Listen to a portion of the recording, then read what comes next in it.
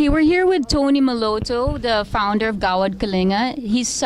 They're starting a branch here in Toronto, and the launch is tomorrow at the St. Lawrence Hall.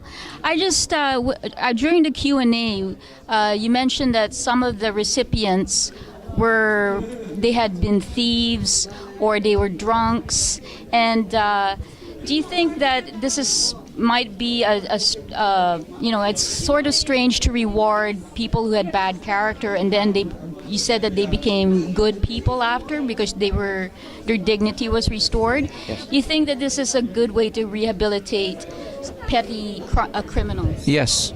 Rather, we don't have enough prisons, cells, or drug institutions, to send them to. But we can do massive community rehab. We must realize that these are victims, and this is not a reward, but this is about justice, because they have been deprived of justice for generations, and they have been brutalized by poverty and the injustice that have made them behave like animals. But then we realize that our own belief systems, the value of democracy and Christianity is always about transformation.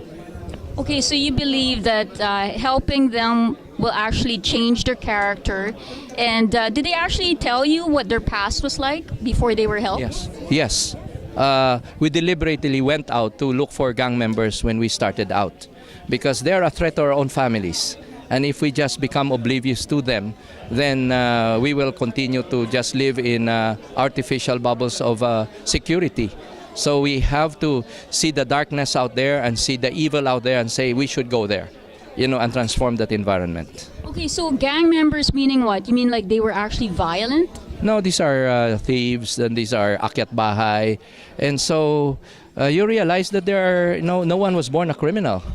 And that it is their environment oftentimes that bring out their predatory nature. So you have to do social engineering, transform their physical environment, give them the fairness and the justice that has been denied by history to them, and give them just again and put them in an even playing field, build their human capacity, and give them again a sense of dignity, and give them the motivation to really work or send their children to school.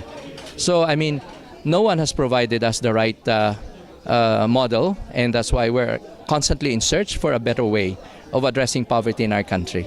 And now we have shown that in our 2,000 communities that there has been a major transformation. One is that crime has, we are almost zero crime in many of our communities. Isn't that something that already is an indicator that we are recovering our human resource, that from being idle, from a culture of sloth and an environment of violence, that we can actually build peaceful communities, that we can become effective platforms for production, so that we can never rise as a nation if we are a country of squatters, and our men continue to be idle, and their children will not be motivated to study.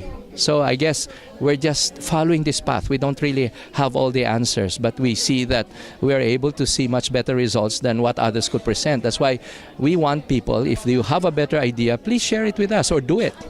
So the change was also internal. It wasn't just an external change of environment, but their spiritual character was internally changed by. Yes.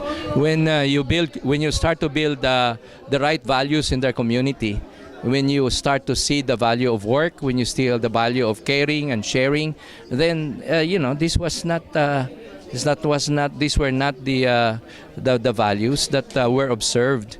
They would have loyalty to immediate family members, but then they will also tolerate criminality. They will always they tolerate drunkenness, they tolerate gambling and all of these social problems, because there's just no one offering them a better way. So what we're simply saying that maybe this is a path that we have given them, and maybe other people can do it. But then we keep on inviting a lot of people to say, tell us how we can do it better. Okay, well, that sounds wonderful then. I mean, it looks like that it's an extensive revolution almost of the situations that poor people were in. And I really am glad that you're going to branch it out internationally. And it's about, it's our journey of the Filipino, that those it's about solidarity, that those in Canada are in solidarity with the poor in Payatas or in Smoky Mountain. It is about remaining rooted, in the motherland. It is just simply showing the whole world that God did not make us a mistake, that He made us Filipinos. And we have to really honor the privilege of the country that was chosen by God for us. And so we might look for opportunities elsewhere. We might develop expertise in other countries. But at the end of the day, there has to be a collective consciousness that we should not abandon. We should not forget the poor that we have left behind. Okay, thank you very much. Thank you, Melvin. Thank you.